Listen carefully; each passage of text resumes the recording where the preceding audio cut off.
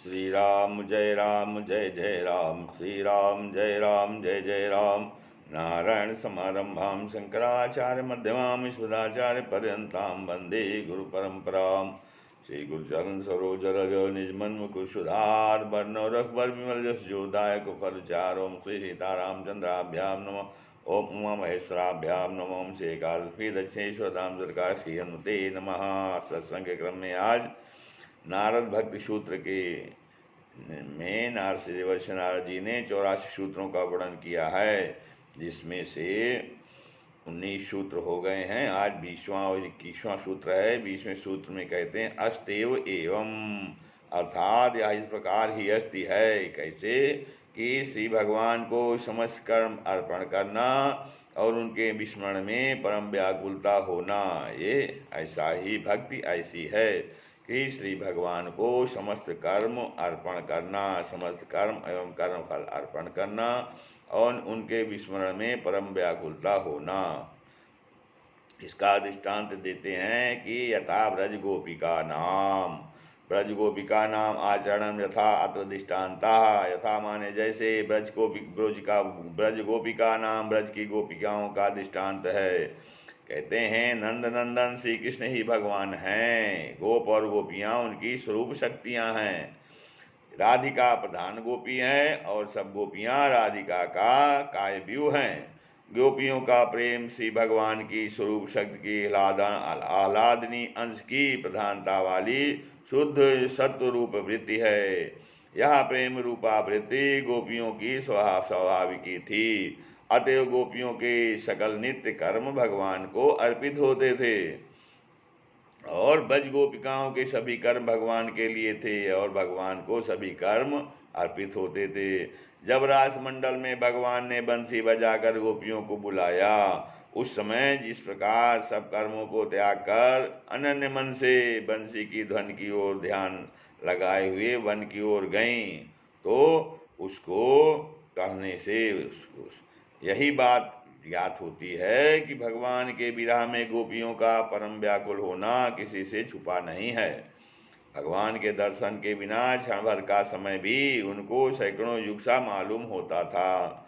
भगवान को बिना देखे जिनको ऐसी व्याकुलता होती थी, उनका विस्मरण होने पर व्याकुलता का तो कहना ही क्या, प्रिय वस्तु का दर्शन होने पर उसका स्मरण ही प्रेमी का अवलंबन होता है। दैवात यदि विस्मित हो जाए तो कैसी व्याकुलता होगी, इस बात को तो भुक्तभोगी ही जानता है, समझ सकते हैं।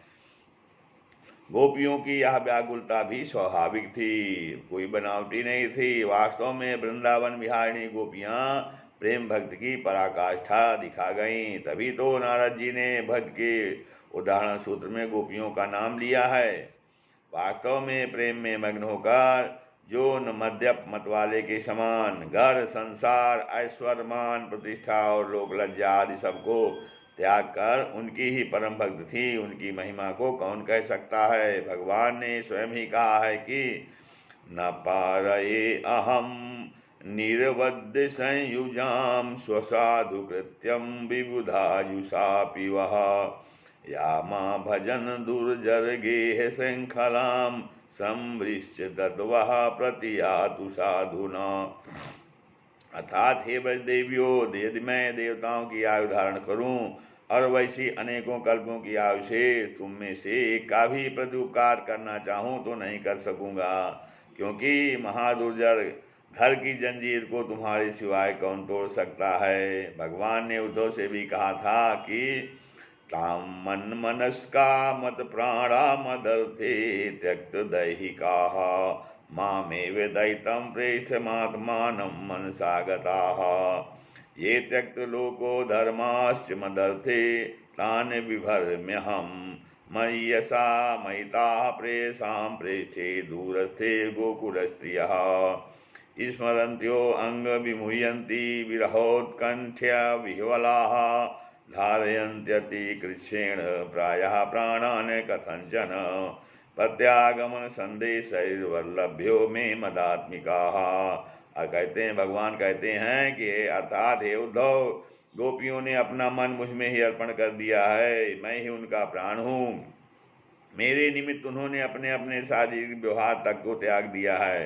जिन्होंने मेरे लिए लौकिक व्यवहार और धर्म के विधि निषेध तक को तुच्छ कर रखा है, उनकी रक्षा मैं ही करता हूँ। गोपियाँ मुझे अपने प्यारों से भी प्यारा समझती हैं।